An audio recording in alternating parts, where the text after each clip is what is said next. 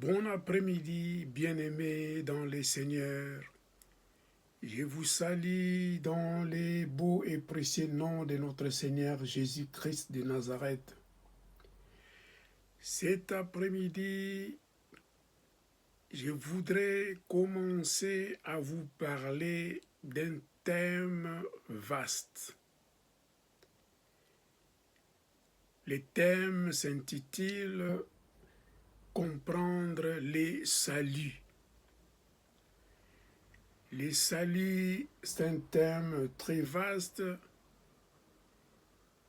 Je vous parlerai avec vous pendant au moins 11 séances, y compris aujourd'hui. Car le salut comprend toutes les bénédictions de Dieu qu'il a accordées à son peuple juste après la chute d'Adam dans les jardins d'Éden. On parlera du pardon des péchés,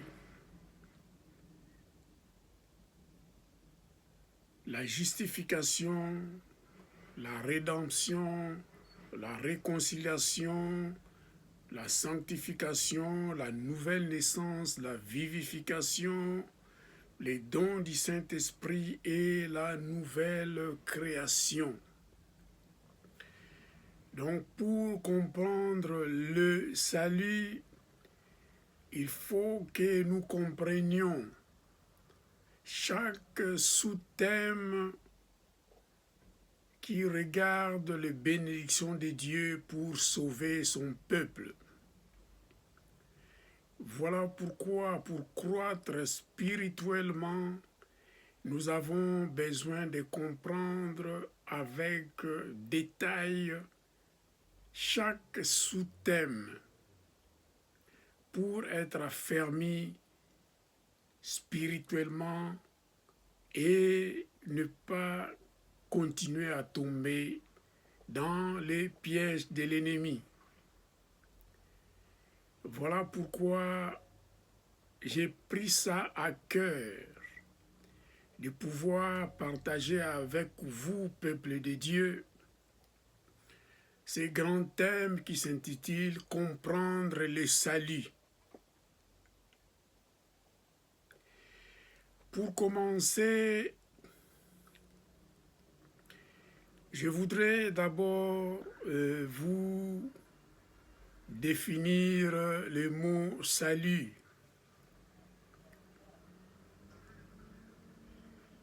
Ça signifierait la rédemption éternelle de l'homme pécheur, obtenue par la repentance et la foi en la perfection du sacrifice de Jésus-Christ à la croix à Golgotha. Pour obtenir le salut, être sauvé par notre Dieu, d'ailleurs le salut est entré dans ce monde, de parler du salut à partir de la création jusqu'au péché d'Adam et Ève. Il n'était pas nécessaire de parler du salut. Mais quand Adam et Ève étaient tombés dans les péchés, dans les jardins d'Éden, ils ont été chassés du jardin et ce fut le commencement de l'attaque de Satan, de ce démon contre l'être humain. La mort était entrée dans la vie des humains. Nous constaterons d'ailleurs que Caïn tua son frère Abel. C'est le fruit du péché qui était entré dans le monde. Donc le péché entraîne la mort. Le péché ôte la vie. Le péché nous sépare de notre Dieu. Voilà pourquoi, juste après le salut, juste après le péché dans le jardin d'Éden, comme la mort était entrée dans la vie humaine, comme les péchés grandissaient tellement dans le monde, notre Dieu qui est miséricordieux, qui est bon, qui est juste, a voulu nous pardonner de nos péchés. Il avait commencé par le pardon de nos péchés. Nous voyons déjà, bien qu'il avait chassé Adam et Ève du jardin, il ne les avait pas châtiés par la mort, de les tuer lui-même. Même Caïn qui avait commis l'homicide, l'assassinat de son frère Abel, n'était pas tué cruellement par notre Dieu. Car notre Dieu comprend que le péché est le fruit de Satan, l'œuvre de Satan qui entre dans l'influence de l'homme ici-bas sur terre pour pouvoir tomber dans le péché et nous séparer de la présence de notre Dieu. Voilà pourquoi la parole salut était entrée dans le monde à partir du pardon.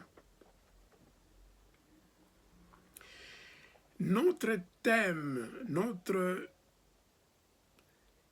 récit biblique, notre parole clé que nous lirons durant le parcours de cet enseignement sur comprendre le salut, c'est basé sur Éphésiens 2, du verset 5, 8 et 9. Je vais vous lire la parole de Dieu. Nous qui étions morts par nos offenses, nous a rendus à la vie avec Christ. Ça, c'est Dieu qui nous a rendus à la vie avec Christ. C'est par la grâce que vous êtes sauvés. Car c'est par la grâce que vous êtes sauvés, par le moyen de la foi. Et cela ne vient pas de vous, c'est le don de Dieu. Ce n'est point par les œuvres, afin que personne ne se glorifie. Alléluia, peuple de Dieu. Ici, Dieu, comme il a eu pitié, il est miséricordieux, il a la compassion à son peuple, à sa création. Il a vu que son peuple continuait à souffrir depuis longtemps.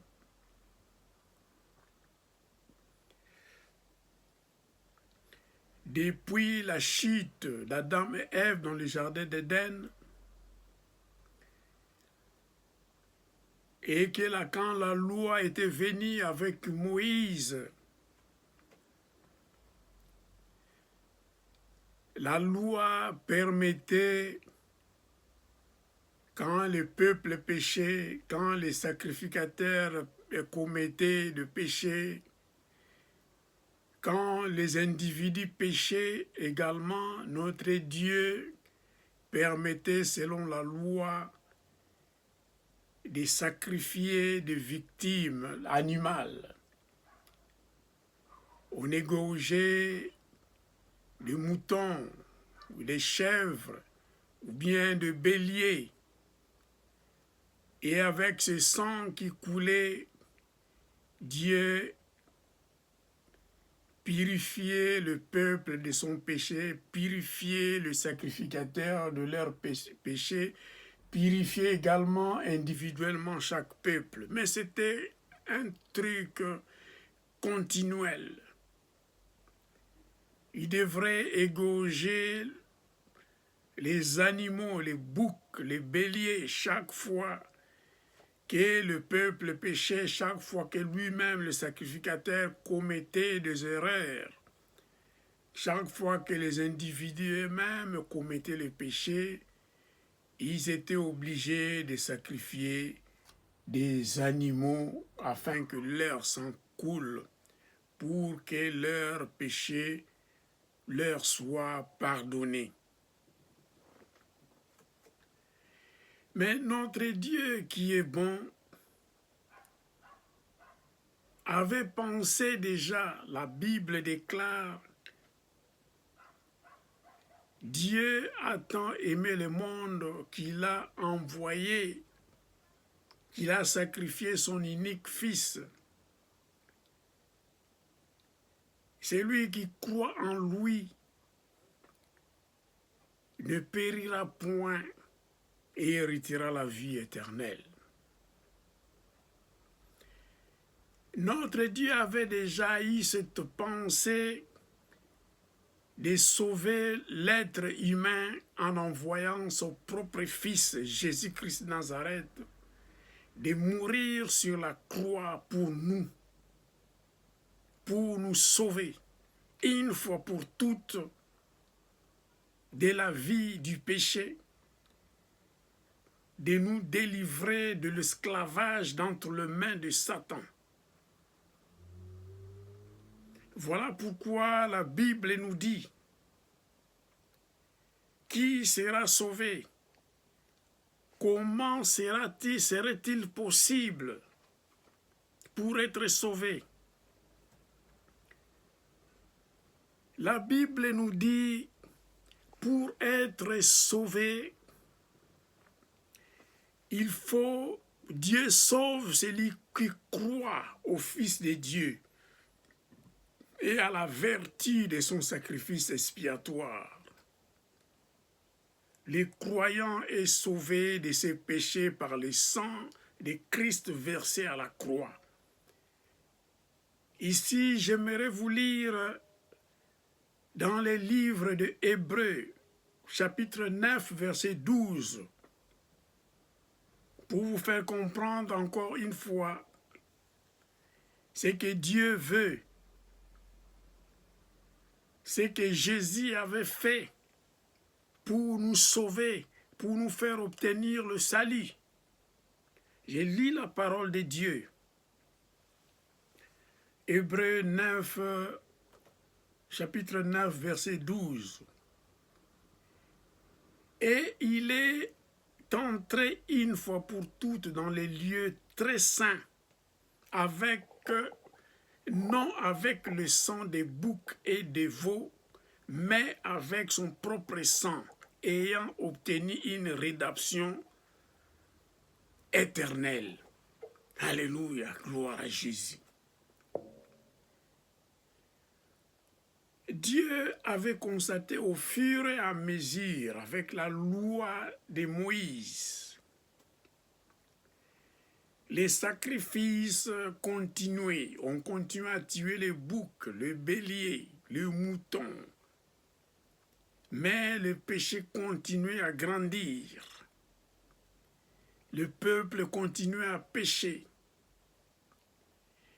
Et Dieu avait trouvé une résolution de pouvoir nous envoyer son propre Fils, Jésus-Christ Nazareth, de mourir sur la croix pour nous. Voilà pourquoi la Bible déclare ici dans le livre d'Hébreux 9, 12, il est entré une fois pour toutes dans les lieux très saints. Jésus-Christ était mort sur la croix. Son corps a été déchiré sur la croix à Golgotha. Ses mains ont été trouées par des clous, ses pieds également. Ses côtés ont été percés par une lance. Son sang avait coulé.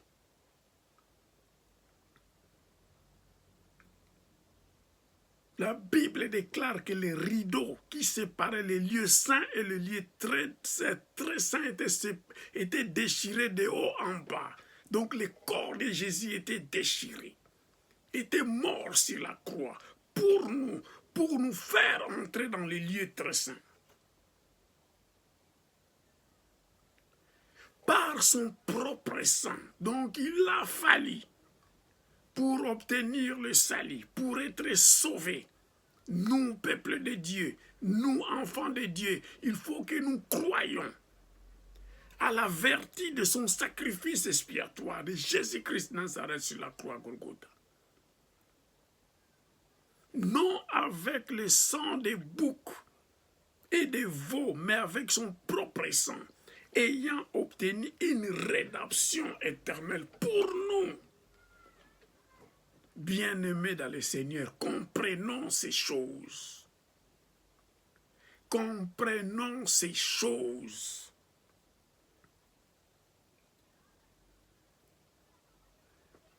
Dans l'Ancien Testament, dans la loi de Moïse,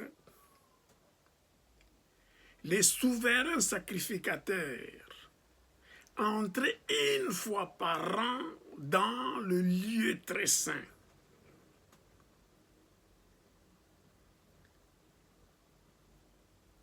Pour l'expiation du péché du peuple, une fois par an. Mais avec Jésus-Christ de Nazareth, lui, il est entré dans le lieu saint, lieu très saint, une fois pour toutes,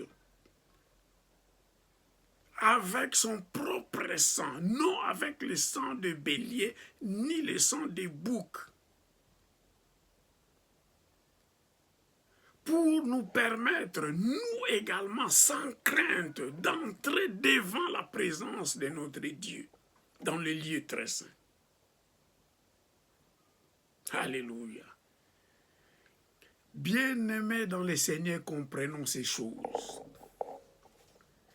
Comprenons ces choses, la mort de Jésus-Christ de Nazareth sur la croix à Golgotha. Ce n'était pas en vain. Il est entré dans les lieux très saints auprès de l'Éternel Dieu Tout-Puissant lui-même avec son propre sang. Et il nous a obtenu la rédemption éternelle. Cela veut dire quoi? À chaque fois, un enfant de Dieu commettait un péché, un enfant de Dieu se repentait, se tournait le dos vers le péché qu'il avait commis. Notre Dieu regardait le sang de Jésus-Christ Nazareth qui avait coulé une fois pour toutes à Golgotha. Une fois pour toutes, tu n'as pas à aller chercher les boucs ou les béliers pour les sacrifier, à le verser le sang pour effacer nos péchés. Non, une fois pour toutes, Jésus-Christ était mort sur la croix à Golgotha. Son sang a été versé pour nous obtenir une rédemption éternelle. Alléluia. Gloire à Jésus.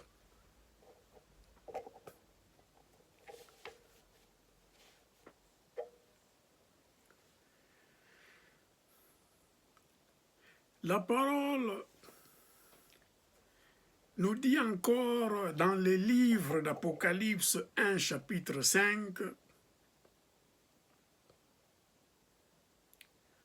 car on parle du salut toujours ici, je vais vous lire cette parole de Dieu encore.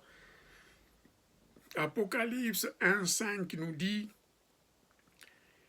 et de la part de Jésus-Christ, les témoins fidèles, les premiers-nés des morts et le prince des rois de la terre, à celui qui nous aime, qui nous a délivrés de nos péchés par son sang.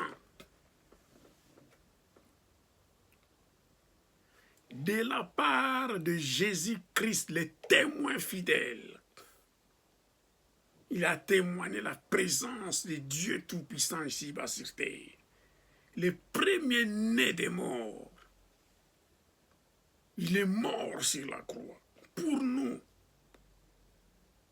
Car avec sa mort, nous également, nous sommes morts avec Jésus-Christ de Nazareth, le prince des rois de la terre. À celui qui nous aime, il nous aime, qui nous a délivrés de nos péchés par son sang. Jésus-Christ est mort sur la croix pour nous délivrer de nos péchés. Comprenons ces choses. Alléluia, bien-aimés dans le Seigneur. Gloire à Jésus pour tout ce qu'il a fait pour nous à la croix à Golgotha.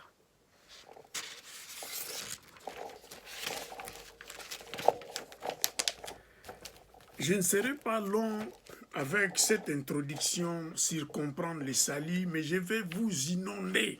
Si vous avez un stylo, écrivez par la parole de Dieu. Il n'y a point d'œuvre méritoire pour obtenir le salut éternel. Jésus-Christ nous a obtenu la rédemption éternelle une fois pour toutes. Ce n'est pas par notre force, ce n'est pas par notre force de prière, ce n'est pas par notre force physique, ce n'est pas par notre argent, ce n'est pas par la fortune, ce n'est pas par la chance, ce n'est pas par la magie, ce n'est pas par n'importe quelle source. Ce n'est pas en donnant des cadeaux aux gens, ce n'est pas en faisant des œuvres que nous obtenions la rédemption éternelle. Non et non, c'est par la grâce de Dieu, c'est par la foi en Jésus-Christ Nazareth, par son œuvre parfaite, une œuvre expiatoire sur la croix Golgotha. Je vais vous lire Tite encore, Tite 3, du verset 4 à 6. Mais lorsque la bonté de Dieu notre Sauveur et son amour pour les hommes ont été manifestés, il nous a sauvés, non à cause des œuvres de justice que nous aurions faites, mais selon sa miséricorde. Notre Dieu est miséricordieux, par le baptême de la régénération et le renouvellement du Saint-Esprit, qui l'a rendu sur nous avec abondance par Jésus-Christ notre Sauveur. Alléluia.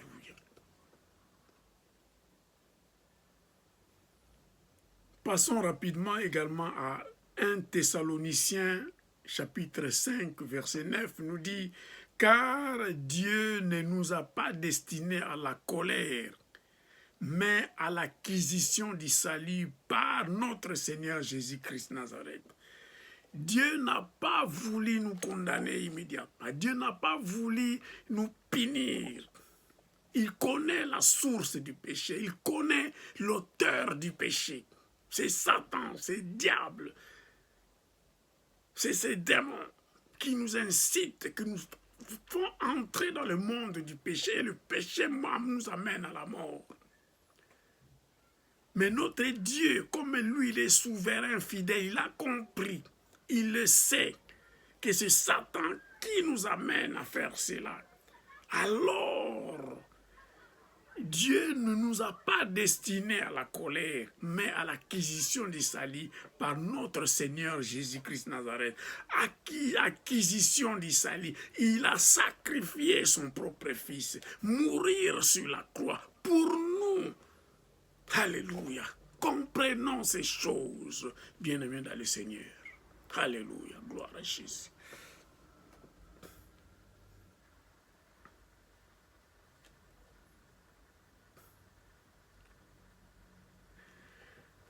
Cette introduction, je vais vous faire entrer toujours dans les Écritures. Après, nous aurons à développer le pardon, la justification, la sanctification, la rédemption, et la nouvelle naissance, la vivification, et la nouvelle création, et toutes les bénédictions de Dieu qui concernent les saluts. Alléluia. Ici, également, comme j'ai dit, notre thème principal, notre titre, la lecture principale du salut, c'est dans Éphésiens chapitre 2. Ici, je vais vous lire encore pour descendre, pour conclure, c'est par la grâce que nous sommes sauvés. Éphésiens 2, 4, 5 et verset 8.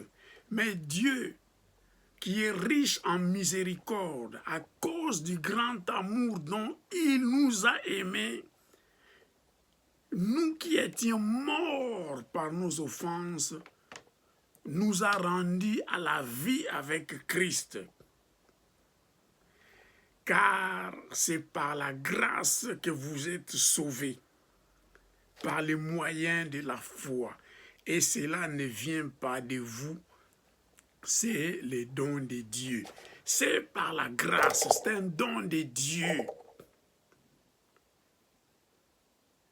C'est un don de Dieu à celui qui croit à Jésus-Christ Nazareth et qui croit à l'œuvre rédemptrice de Jésus-Christ Nazareth qu'il a accompli sur la croix Golgotha par sa mort, en payant sa vie, en donnant sa vie pour nous, et son sang avait coulé pour nous. Son sang avait coulé une fois pour toutes. Et il était entré dans le lieu très saint, une fois pour toutes, pour nous. Nous purifier de nos péchés, de nous sauver, pour nous faire entrer dans la réalité de la rédemption éternelle. Au nom puissant de Jésus-Christ Nazareth, Seigneur de gloire. Merci Seigneur pour ton amour. Alléluia.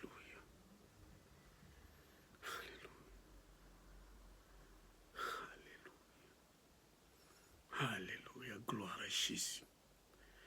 Gloire à Jésus. Je vais conclure ici. Je vais vous inonder toujours avec la parole de Dieu. Ici, Paul et Barnabas avaient un débat à Jérusalem. Ils parlaient de la loi de Moïse. Ils parlaient de la circoncision. Ils voulaient que même les étrangers, même ceux qui étaient nouveaux en Christ, qui ont cru en Jésus-Christ Nazareth, voulaient qu'il y ait de la circoncision, ils voulaient qu'ils suivent la loi de Moïse. Mais ici, l'apôtre Paul l'avait convaincu, il était invité à Jérusalem, il avait vu tous les apôtres et tous les anciens qui étaient là-bas, ils avaient parlé devant eux pour leur dire que le salut, c'est par Jésus-Christ Nazareth. Acte 15, 11 nous dit, il a dit aux apôtres, là-bas à Jérusalem, il les a dit, nous croyons au contraire que nous sommes sauvés par la grâce du Seigneur Jésus.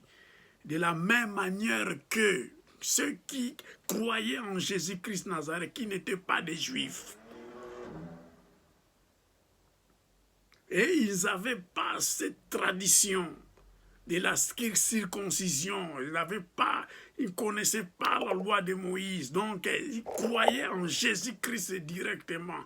Ils étaient baptisés au nom du Père, du Fils et de Jésus-Christ Nazareth. Ils ne devraient pas subir la circoncision. Ici, Pierre, l'apôtre Pierre avait changé sa façon de voir les choses. Il avait dit aux autres que ce que Paul et Barnabas avaient dit, c'était vrai. C'est par la foi en Jésus-Christ Nazareth. C'est par la grâce du Seigneur Jésus-Christ Nazareth que les gens sont sauvés, que ceux qui croient en lui sont sauvés, ceux qui croient à sa mort à la croix à Golgotha sont sauvés. Voilà pourquoi nous prêchons l'évangile à ceux qui croient à la mort de Jésus-Christ de Nazareth, à la croix à Golgotha, seront sauvés, car par sa mort sur la croix à Golgotha, il était entré dans les lieux très saints, une fois pour toutes, non avec le sang des boucs et des béliers, mais avec son propre sang. Car son corps a été déchiré, son sang avait coulé, son sang avait ruisselé pour nous effacer, pour effacer tous nos péchés, pour nous délivrer de la main de Satan. Alléluia. Bien-aimés dans le Seigneur, croyons à ces choses. Comprenons ces choses. Comprenons les salis. Je vais conclure en priant. Père éternel, dans le nom puissant de Jésus, merci pour ta confiance à ton serviteur. Merci pour la place que tu as donnée au Saint-Esprit de prendre contrôle de toutes choses. Merci pour ta parole. Bénis ton peuple. Bénis la suite de ces enseignements et que tout esprit qui ne glorifie pas le nom de Jésus soit loin de ces enseignements. Au nom puissant de Jésus, j'ai ainsi prié, j'ai dit Amen. Salut. Au revoir, bien-aimés dans le Seigneur, au nom puissant de Jésus. Amen.